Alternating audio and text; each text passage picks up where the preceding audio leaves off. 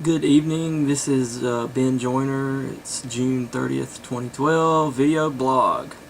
Let's see, today, I don't know if you can tell, I cut my hair. Yeah, I cut my own hair. I have like a $20 buzz thing, you know, with like guards and stuff, and just run over it. The only part that's very hard is getting the line across the back, because like you run the trimmer with like a guard just over everything.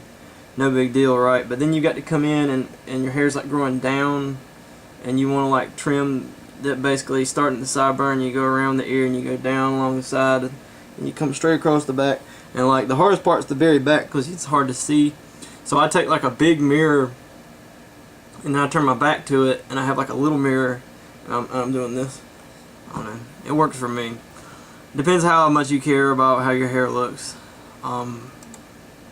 But if you're one of those people who goes to the barbershop and is just like, I just want to trim, you probably would do just as well just to cut it yourself. It's more convenient. You don't have to wait. You don't have to go up there. You just knock it out 15 minutes at home. Alright, the next thing. Sam Harris said something I really liked in this video. It was some excerpt of him from like CBC. I've never even heard of CBC. Some like Christian news thing. Anyway, it was just about atheism and new atheism and just the spread of that.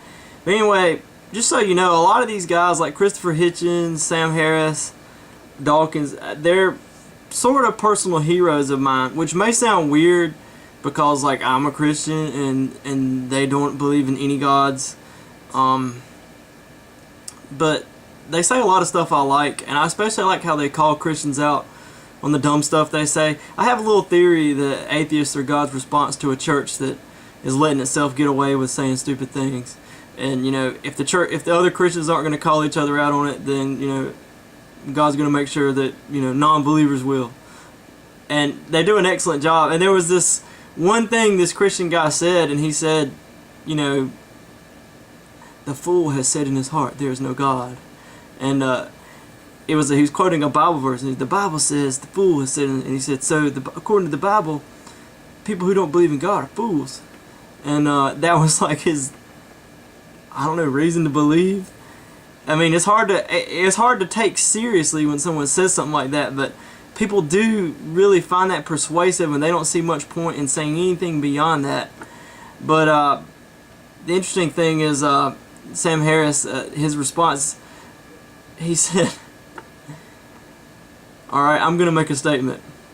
The fool has said in his heart, there is no Zeus. And he said, with that simple statement, did I revive all of Greek mythology? No. Alright.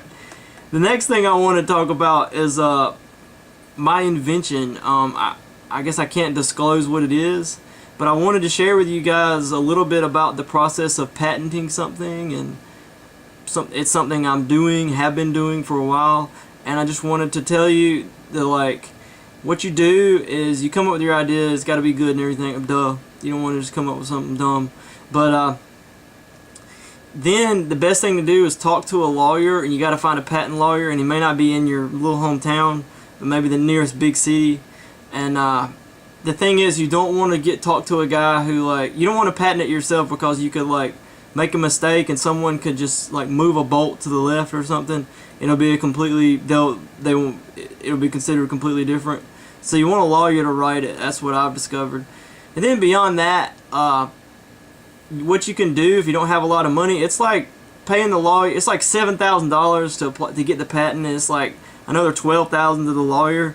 But what you can do is file for what's called a provisional patent for $125, and then my lawyer charged $300 to write that up, and then you'll be patent pending for a year, and then in a year's time you can file for the real patent, and hopefully the idea is in that year's time you'll have sold your idea for money, but you'll be protected under the patent pending. Awesome.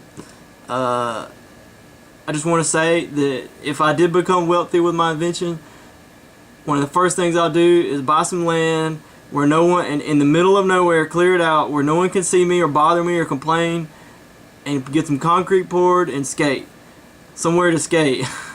And build stuff to grind and launch out of, and ramps, And then like I would totally fund a free public concrete skate park in my hometown. Maybe I'll talk about free public concrete skate parks in my next blog because they're awesome. They're the way to go. Anyway, I gotta go. We'll see you. Bye.